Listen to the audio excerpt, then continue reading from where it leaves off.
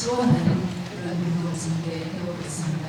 오늘 발표해줄 아나 위스만 쌤은 국제 협력 담당이시고요. 세계 유형운동이나 IFOAM의 Capacity Building Coordinator, 역량교육 코디네이터로 근무하고 있습니다. 그동안 10월 1일에 세계 유형운동이나 대회가 끝났는데 거의 2주 가까이 저희 행사를 위해서 한국에 추가로 머무면서 이 자리에서 결제를 해주시게 된 아나 위스만 쌤께 특별히 감사합니다.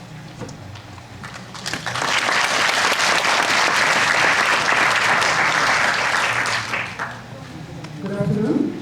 Thank you very much. Thank you very much for having me. I'm glad to be able to be here and provide perspective from the organic movement on, I think, maybe the practical side on how do we make a sustainable food system. What does that really mean? Because we have been hearing quite a lot about the problems and also some certain approaches how we can start solving, especially the problem of greenhouse gas emissions. And I think the organic movement, the organic agriculture, because it is a holistic system, can bring a more general approach, a holistic approach to addressing the problem of food security and at the same time the problem of climate change. So, as we have heard, two of the great tasks facing us right now. This is the presentation provided by Andrew Lloyd, who has now become the president of the International Federation of Organic Agriculture Movement, representing 750 organizations worldwide. I will be talking about the potential of smallholder and small-scale farming to feed the world. As we heard in the morning already, there has been an increase in the number of undernourished and hungry people in the world over the last decade. We have passed the 1 billion mark, and we have not reversed that trend. That figure is rising further. So that means that 1 out of 6 people on this planet are undernourished. If you look at the general trend, again, that's around mentioned this morning, there was a slow decrease over the last 3 decades of the 20th century. And since then, we have seen a very steep increase in the number of hungry people.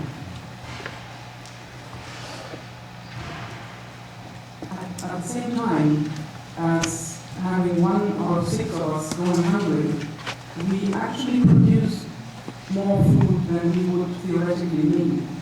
We are currently producing about 125% of the calories that would be needed to feed every person adequately. So it's not a question of too little production right now. It's a question of distribution and the food not reaching the people who need it. It's an unfair distribution system. This is due to the fact that food is now a commodity. Of course, we also have a human right to food, but that is very much a theoretical right. It is not enforceable. Those who cannot compete for a price are not fed, will not be able to feed themselves. So the current food system globally focuses on commodity production and not on producing and giving food to those who need it.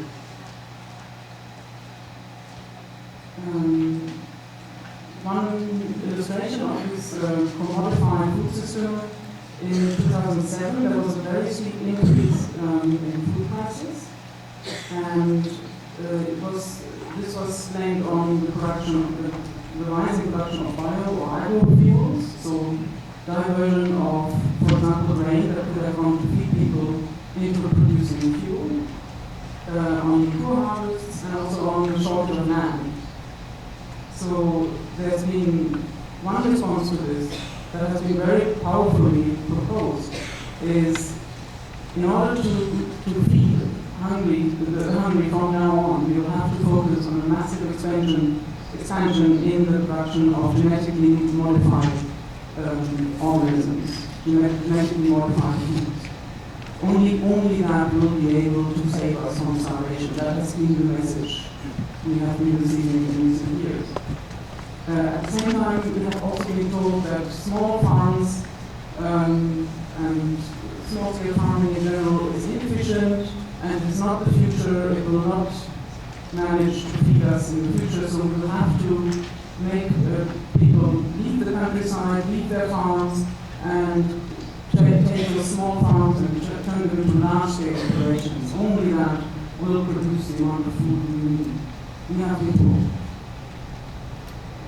Now, if you look at what has actually happened over the last decade, as we have seen earlier, there has been a very steep increase in the number of hungry people, which at the same time, if you look at the graph on the left, that represents the growth in the actual production of GMOs. So while we have been growing more and more of this, the number of hungry has actually increased. So there must be something wrong with this argument that this is the solution to world hunger.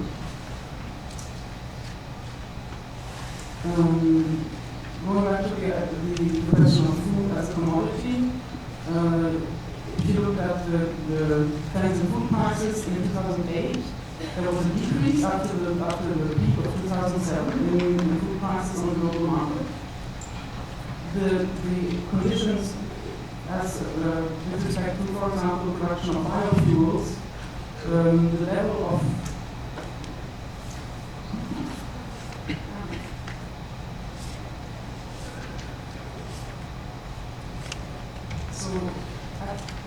that was just 1 year after 2007. Prices dropped. Production of biofuels had not suddenly dropped. The harvest levels were more or less the same, and the amount of land under production was also the same. So one of the main reasons that has emerged, one of the main explanations of that steep price hike of 2007 was actually speculation in food on the financial markets. So this is one of the consequences of having the basic human needs, such as food, subjected to the treatment of commodity. So under those circumstances, we cannot talk about the right to food if it is being traded as a commodity on a large scale. So those are, of course, the same financial mechanisms that have caused the current world recession and crash. And this is a very volatile system to rely upon to feed us, especially to feed the most poorest and the most vulnerable. The general trend, of course, in food prices has been upward. There have been spikes and small decreases, but generally food prices are increasing and speculation is ongoing.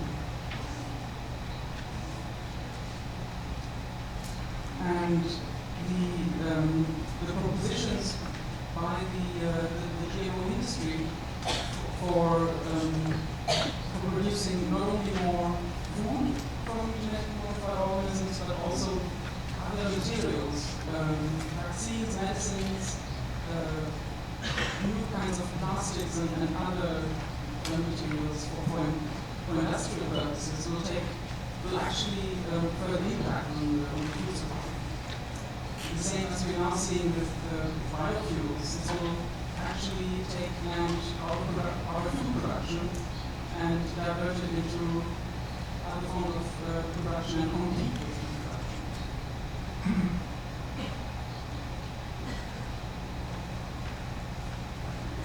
At the same time, we are seeing that the current form of agriculture, the commodified system, is causing massive destruction of ecosystems. As we have just heard, the deforestation on the land scale to produce often GMO, but also conventional soy, palm oil for biofuels, and also to raise cattle is part of this commodified food system. That you do often hear that it is poor people who are moving into the forest, cutting it down and growing their food there, but that is not the real scenario. What you are seeing is deforestation on the grand scale and conversion to grand scale industrial agriculture. So this deforestation is not happening because of people trying to feed themselves. Now, obviously, you need a change.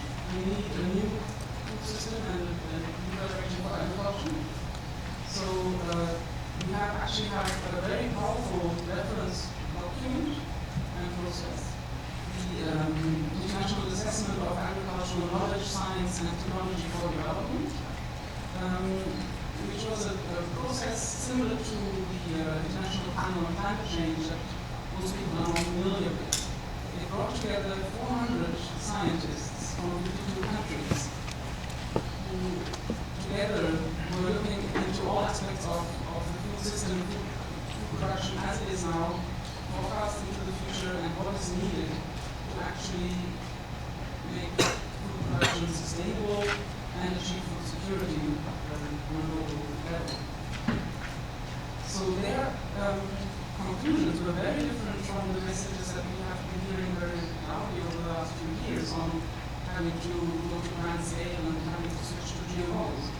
What they say is the way the world grows its food will have to change radically to better serve the poor and hungry, for those to cope with growing population and climate change, while avoiding social breakdown and environmental collapse. And if you read the reports, they are not actually advocating industrial scale agriculture and they're not advocating GMOs. What they're actually proposing is a focus on small scale farming. Sorry, there's something wrong with this. So when we're talking about the hungry in the world, we should also look at who they are and where they live. So 80% of the world's hungry live in rural areas, and the large majority, 50% of the total, are small farmers. Small farmers are the rural landless, so farm laborers, for example. At the same time, the opposite question, let's say, who is actually feeding the world? So there, most people will say, yes, it's industrial agriculture. But if you look at where the food really comes from, the largest share of the food currently consumed is produced by small farmers. Other rural communities engage in hunting and gathering and fishing, for example. And only about 30% of current world food supply comes from large-scale industrial agriculture. So this is a very different picture, I think, than what most of us would have in mind. So quite clearly, this is also where the answer lies. This is where the food is being produced. So these are the people usually empowered to produce more. So with conventional agriculture, the focus is on increasing production and increasing sustainability at the same time. So a big part of that is taking care of the soil in the sense of enriching the soil with organic matter, enriching it with nutrients, and that provides many benefits that I'll come to in a moment. And generally to look at the farm and the food production system as a system to work with natural processes rather than trying to control them typically with chemicals, for example.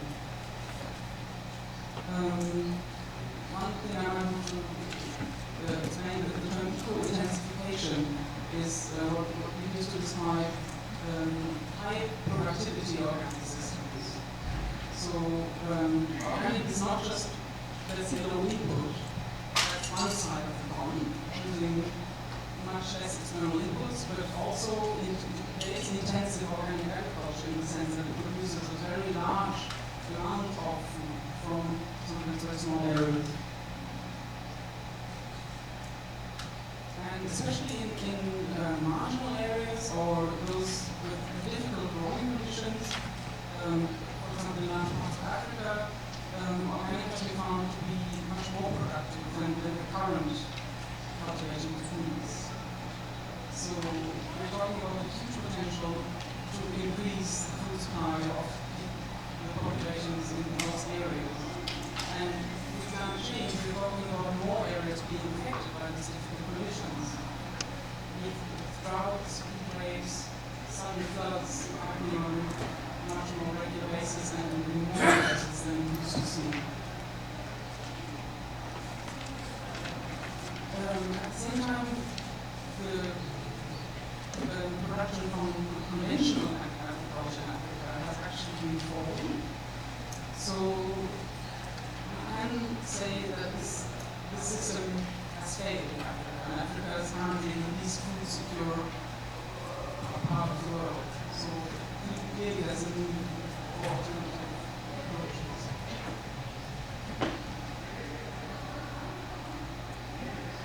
We have some very interesting long-term studies that have been examining the productivity of organic systems. And for example, this the 22-year UEA trial in the United States has compared conventional and organic fields, and has found that over the years the organic crops were more productive generally, but especially in, for example, the drought year, where the conventional crop fell completely. Which, if you live in a remote area and you do not have access to a food market or you have no money to buy anything there, this would be catastrophic. If your crop failed completely during one entire season. So the organic, especially the organic soil, that's key to it basically, is able to buffer that kind of pressure. So you get production even when conditions are adverse. Here we come to one of the main mechanisms, what's actually behind it, how does it work? Organic agriculture, as I said, is focused on preparing the soil, which means adding compost, growing outcrops, growing green manures, so adding both biomass and nutrients, recycling the living system. And what that does is it builds a humus in the soil, which is basically organic carbon. So here's the keyword. It's a form of carbon sequestration that's very powerful. If you think of the scale of farmland and the carbon which is saved, a lot of farmland is currently in. If you would switch that to organic practices and start adding carbon to the soil rather than releasing it as we're currently doing in industrial systems, you have a very powerful and very high potential sequestration mechanism. But it's not just about finding the carbon in the soil. It's what it actually does there is it increases the water holding capacity of the soil, which is very important when it comes to droughts. So water will be available for longer to the plants.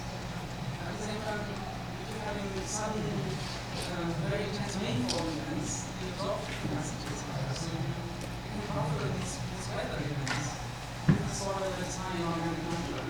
Other soil might flood or be washed away. The more organic matter you have, the better the soil structure, the better the hold of water. It also increases the capacity of the soil to hold nutrients and to make them more available to plants. At the same time, once you have built the soil, it will basically bind carbon for very long periods of time. So the difference is very visible. This is one of the pictures from the trial. You can see the conventional and organic plots are next to each other, and this is the drought year, and you can see that the maize crop on the conventional field has suffered from the drought, while style of organic code has been able to thrive.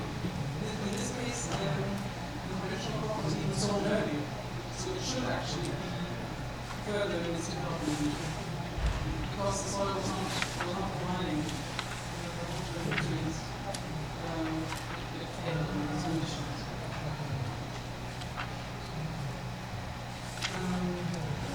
Let me quickly go back to some of the promises that we've been also hearing from in relation to GMOs. It has been said that we need them to produce enough. We also been promised super plants that will be resistant to all sorts of pests and will enable us to grow gigantic crops wherever we want them. So on one aspect is our resistance that we've been promised all the time, but that hasn't really come through. So there, I think the alternative and their current answer is make the soil crop resistant. And one other great promise is, of course, the resistance to pests that can be built into genetic plants. Because there's a lot of use in organic systems, neither do we use pesticides, so how we actually do it. There are different approaches, and one is this one that I'd like to just quickly explain here. It's called push-pull method, and in this case it's an amazing where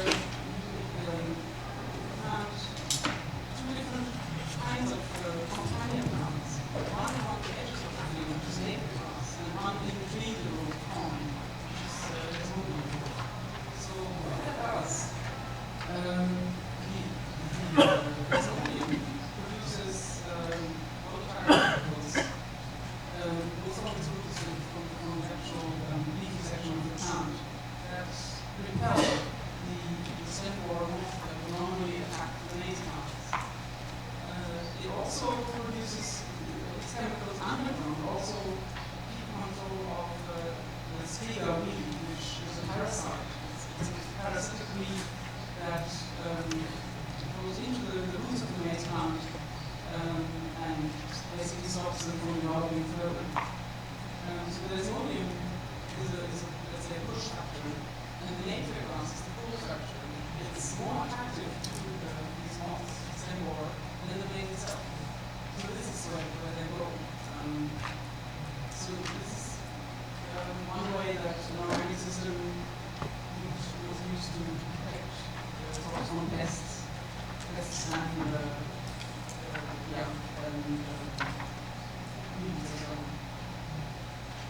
Here's one example that you can see in the background of that intercropped push-pull system, and beside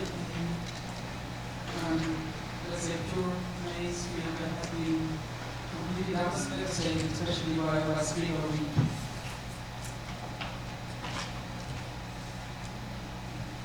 One other example which I think is very relevant is in Asia, talking about rice and the system of rice intensification, where you reduce the amount of irrigation water needed and you very carefully manage the density of planting to produce significantly higher yields with significantly lower inputs.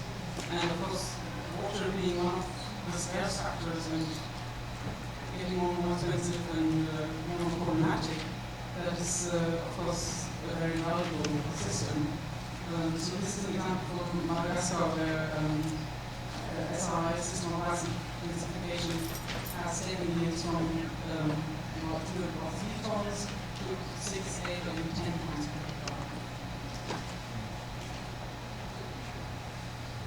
So basically, that's what I would like to close with.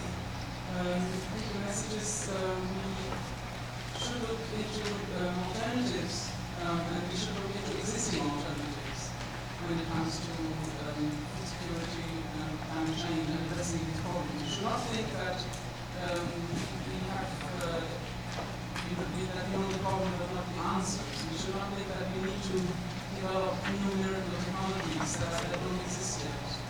But rather look at what is currently being done around the globe to address these problems and to take that to a new level.